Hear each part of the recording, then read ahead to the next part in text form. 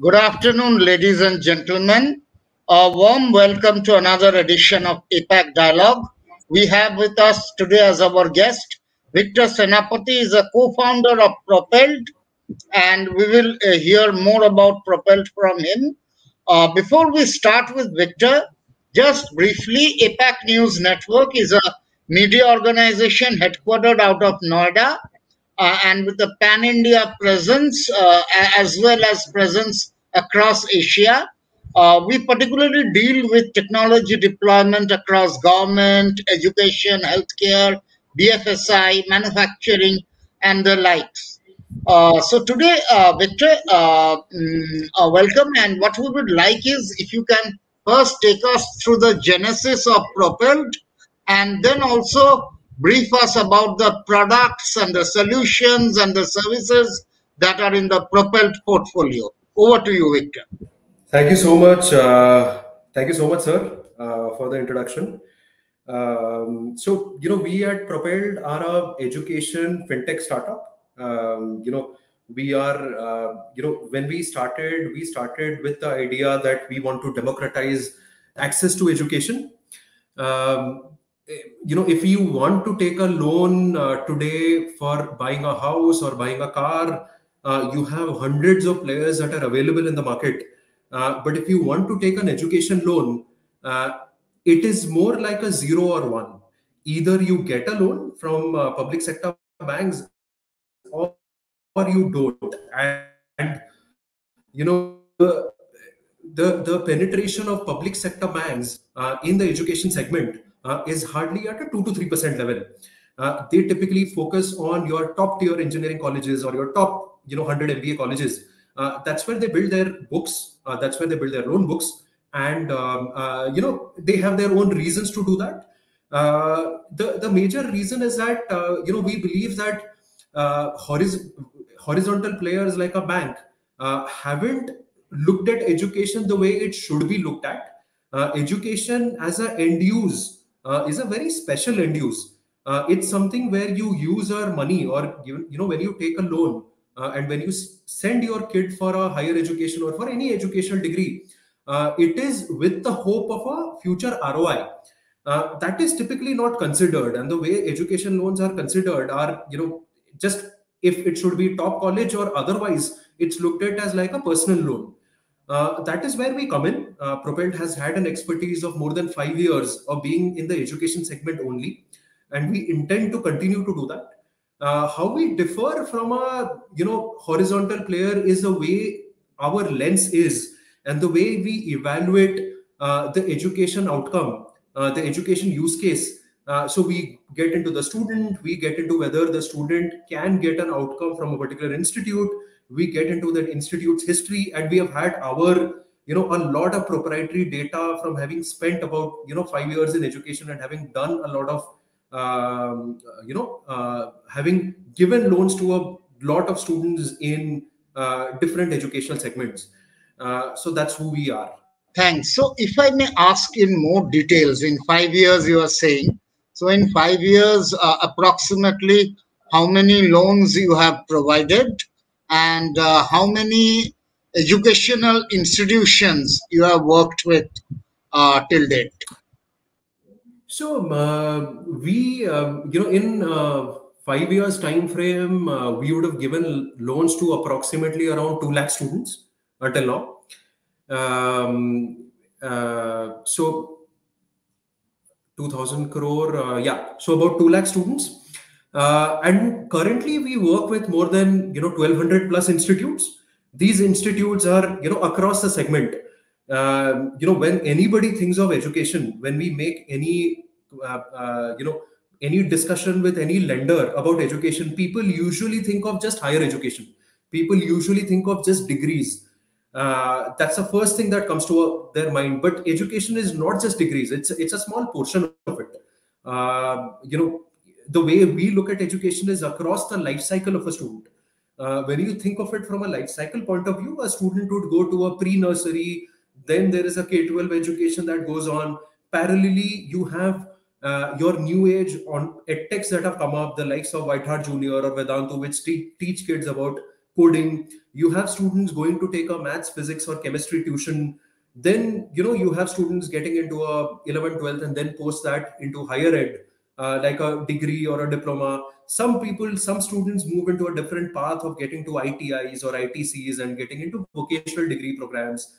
Post that, people go, either study abroad, or people do a continuing education at this point of time, where the norm that has become is that you have to upskill yourself to stay relevant in the industry. So the likes of players like an Upgrad or Great Learning or Simply Learn, for that matter, right? So if you are in tech or coding or data science, for that matter, right? So every couple of years you have new courses coming in. You have to keep upgrading yourself. You have to keep upskilling yourself. So we have worked across these segments. Be it a school, be it a coaching institute, be it a online edtech catering to K-12 students, be it upskilling institutes. We have worked across segments at bunch of these institutes, and in totality we have about 1200 plus institutes. And this year we are targeting to reach another 2 lakh students in FY24, and reach out to another 1000 plus institutes this year. We've been growing quite exponentially in this. Very interesting. So when you mentioned that you're working across these different segments, higher education, K-12, the upskilling institutions, what's interesting is how is the how, how does the loan system work in and the dynamics in each of these segments would be slightly different from each other in K-12. What I mean is how is the operating model? How does a student avail of a loan, say in a K-12 or in a higher education or in an upskilling where it is more job oriented? So how is that operational model for each category? You're absolutely right with that, sir, and that is actually one thing that we identified when we moved into this segment. Is that moved into the education segment? Is that this education segment cannot be treated as one segment. There are many larger sub-segments within it, and every sub-segment has its own nuances. Nuances with respect to what their course is about. What is the outcome expected of a course? How what is their sourcing methodology? Are they sourcing at what stage are they sourcing these students? From what geographies are they sourcing them? Are these like nationalized sourcing? Are these sourcing at a regional or a local level? And what are the quality of these people that are coming in? As in, from a lending organization's point of view, the credit quality also matters. So the credit quality and even the academic quality of these students coming in, they also differ by the segment and the local institutes or the regional institutes within a particular segment.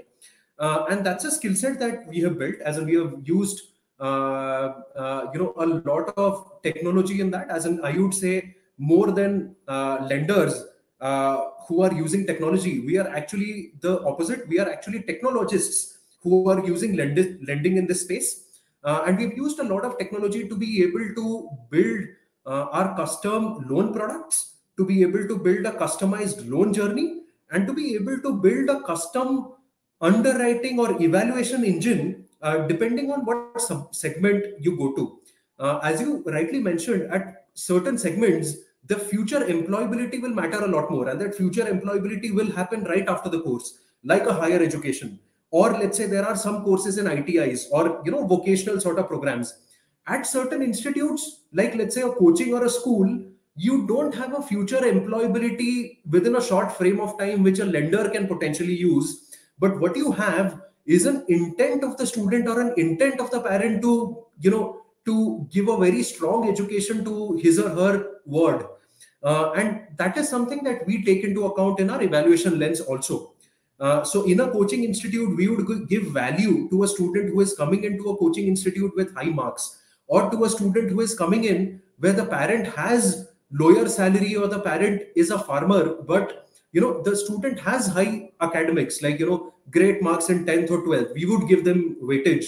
But let's say in an MBA, if the father is a farmer, we would need to really be confident on the student's ability to crack a job.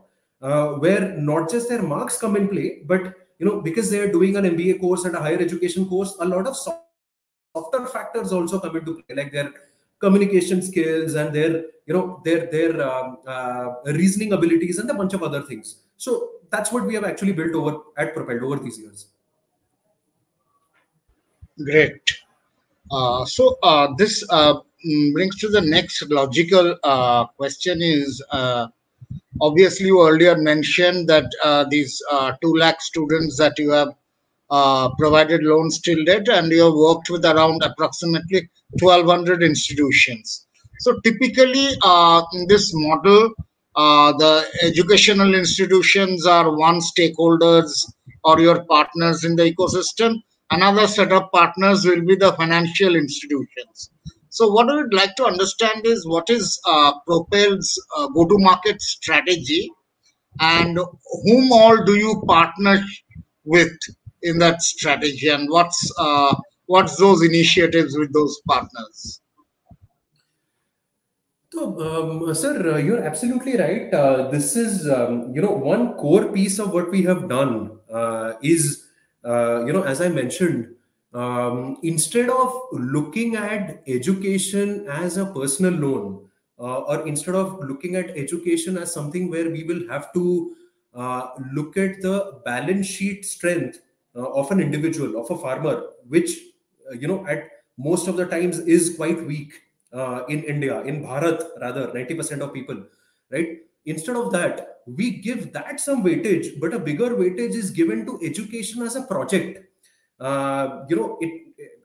So the project of a student coming in, the student as an input quality, the institute as a processing center, and the student as an output quality, and whether the student is going to get what he or she was actually promised. And in those promises, the promises could be tangible like a job, or the promises could be intangible, that these are the particular courses and the courses are being taught in a very nice way, and the quality is really first class.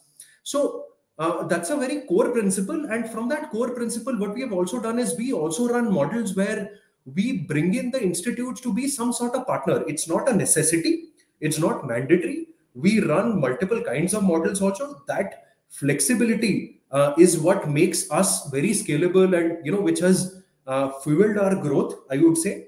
But at a lot of institutes, what we have seen is that even if we have started in a model where the institute is not a partner and they act like somebody who is just concerned about getting their admissions completed, and they act like marketing channels for us, very soon they start realizing that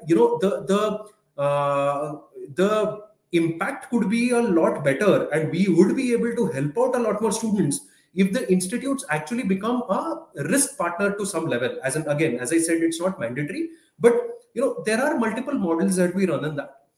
About our go-to-market strategy, the way we have looked at this is, we go segment by segment. As I mentioned, every segment has its own nuances.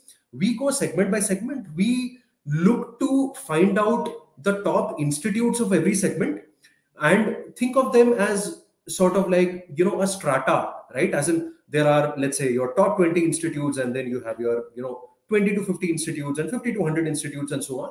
So we start off by, when we go into any new segment, we start off by looking at the top institutes, and we build our, product there, and we understand what sort of risk we run, how is it that we can help the students better, make our program a lot more robust. And then from that learning, we descend down, and we start moving into the 20 to 50 institutes, and then the 50 to 100 institutes. The core thesis here is that the demand is there, demand for people to take education loan, because the alternates are not so great. The alternate options are dipping into your saving. The alternate options are mortgaging your property. The alternate options are taking informal loans at exorbitant rates, which is not great from a future point of view. So the alternates are bad and the demand is great. The reason the whole segment has not been able to work is that there is a mismatch between the supply and the demand. Traditionally, if you would be, reading the headlines every year, the same thing comes out, that why education loans have been turning into NPS for banks, and why banks have been pulling out from that segment.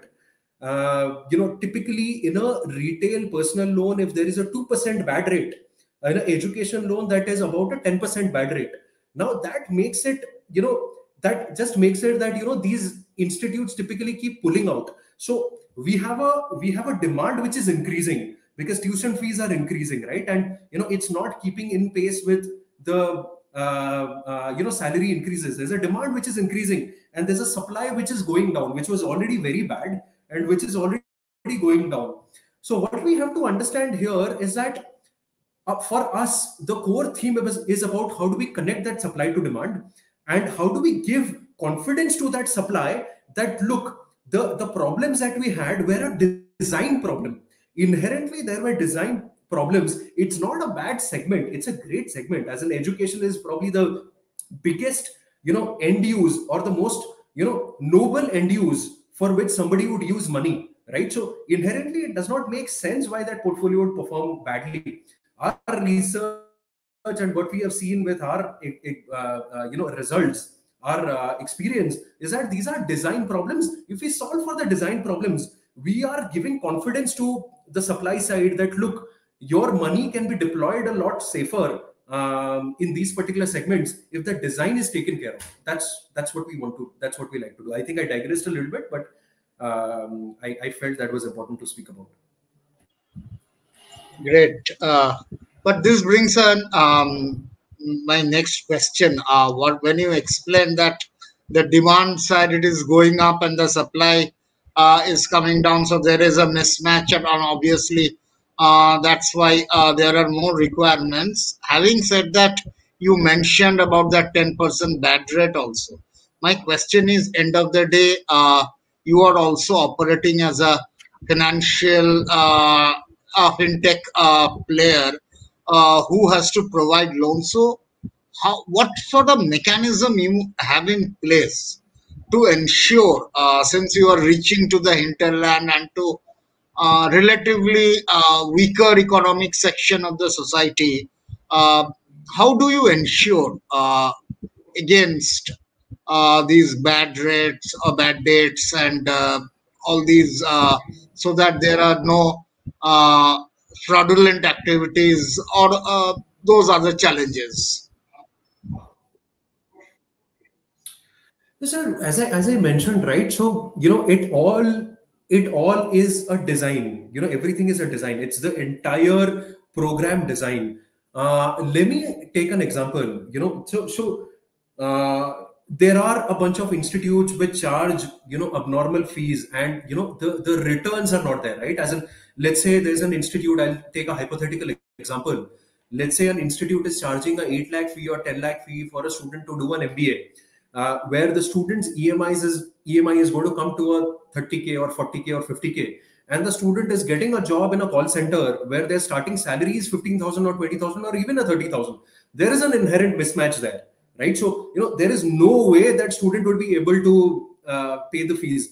Are we going to say that the student is a defaulter? Are we going to say that the design was wrong in the first place? We believe that the design was wrong. The student was not inherently a defaulter. So the design comes in on figuring out the right segments. The design comes in to figure out which are the institutes which are actually providing the right kind of ROI to the student. As I mentioned earlier, the ROI does not necessarily have to be just tangible. Then the design comes in where you build the right sort of product. If you build a product where the EMIs are going to be 30,000, the guy is not going to be able to pay. If you build that product where in the first year, I'm just giving a hypothetical example again. First year, the EMIs are 10,000. Then after 2 years of job, the EMI steps up. So a lot of things can be done with respect to designing the loan product itself, how the EMI should mirror the sort of cash flows that a student gets.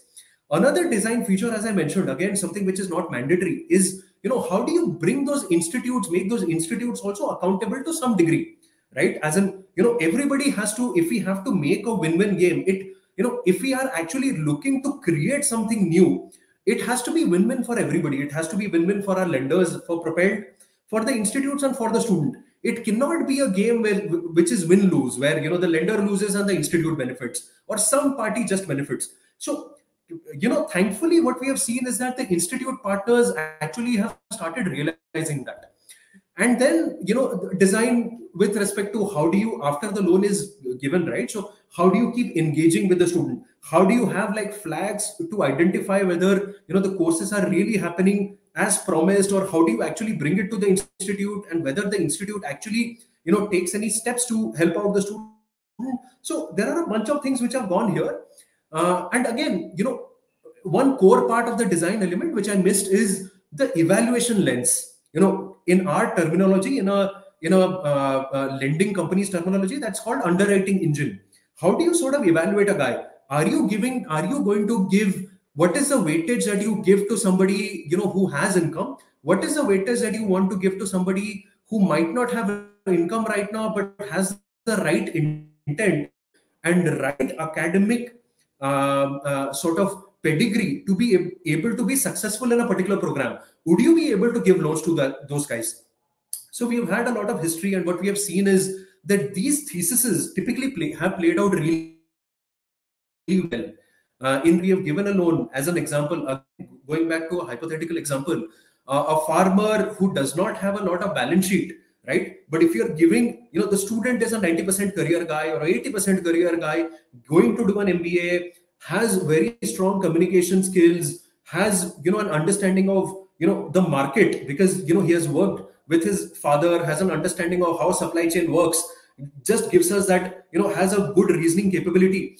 We have seen these loans perform really well. And if these loans start performing really well from a lending point of view, the portfolio mix works really well for us.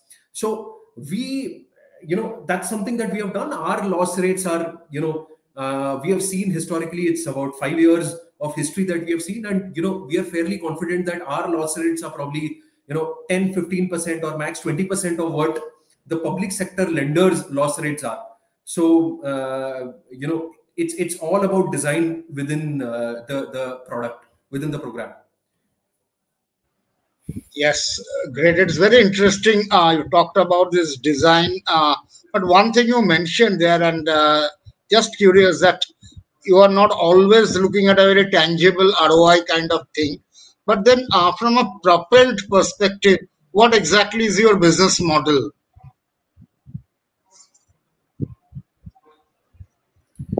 I'm sorry, sir. I am unable to hear you. You're breaking up a little bit. Yeah, Could you repeat what that, I please, was for me? saying is very interesting, this design thing you talked about. But what I was asking is, you mentioned about the that the ROI is always not tangible. So, what is your business model exactly?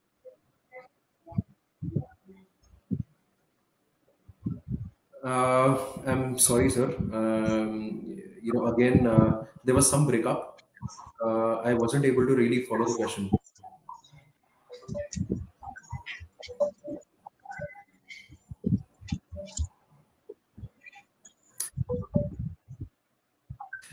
Okay. So, in terms of business model, the way to look at Propelled is another lender, right? So we are a lender, work with. We are also getting our NBFC license. We have applied for an NBFC license. It's at the last leg of getting it. But irrespective, the entire program is run by us. Program of designing the product, the program of the evaluation lens, and everything. The program of building products along with the institute, solving for problems of the student along with the institute. Everything is actually done by us. So that's what we do. And so Propelled, the way to look at Propelled again is as a lender who is vertically focused and focused only on education as a particular segment. Yeah, also And about the scholarship interesting. program, if you can talk about.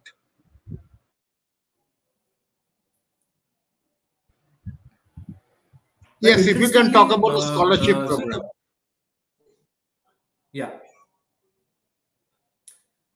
Yeah. So, and interestingly, sir, apart from lending, what we, our objective is to not just stay at lending. We want to solve for even, bigger problems also. One of the problems that we want to sort of solve for is, again, around financing. One of the problems that we identified, during our operations is that a lot of people, there seems to be a lot of scholarships in the market, but there are actually very few which actually create an impact.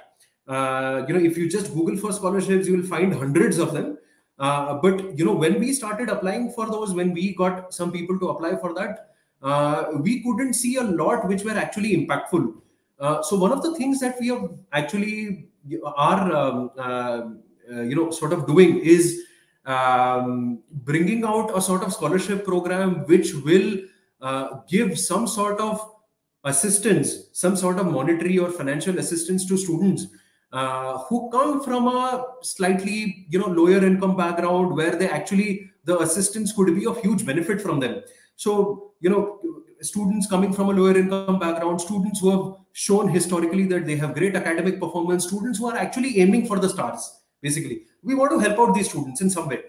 We have, so that's a scholarship model that we are running, and this is the first time that we have started doing it.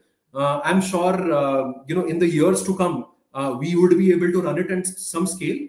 And the intent is to take it out to other corporates also. Once we start making this scholarship model a hit, make it successful, then we start taking it to institutes, we start taking it to corporates, and we actually build a model out of it, so that deserving students, deserving parents actually are enabled to pursue the sort of education that they have always hoped for. That's always our dream for that. So other than the scholarship program, what are the plans for the next few quarters? That's what we would conclude. So, sir, again, scholarship program is one of the biggest projects that we want to run. Again, in line with our core theme of helping out students, and the piece of democratizing access to education, making sure that every kid is sort of enabled to pursue their dream education to some level. And again, there are a bunch of things in pipeline, a lot of improvement areas that we have seen, either with respect to the design of the product, either with respect to the way we have been, our evaluation lens could be done a lot better. Maybe we are missing out on some students whom we could have probably given some loans to. We would want to try those things out also. And of course, we are moving, as I said, we go segment by segment. So there are some segments where we have where we have gone deep. There are some segments where we are still at the early stage and we have to go deep. So these are some of the plans that we have. We are going aggressive with respect to our institute onboarding. As I mentioned, until now, in 5 years, if we have onboarded about 1,200 plus institutes, in the next 1 year, we want to onboard another 1,000 institutes, which we did in the last 5 years. And we want to give loans to about 2 lakh students. The total number of students we serviced in the last 5 years, we want to do it in the next 1 year. So it's a big year for us. We have corporate backing. We've had investors coming in last year. We have moved from a 100-member team to about a 500-member team within 1 year. So it's going in a lot more pace. I would say it's about accelerating whatever we have been doing. Great. Thank you. Thank you for your time. Thank you so much, sir, for having me. It was great speaking with you. Sure. Greatly appreciate. Thank you.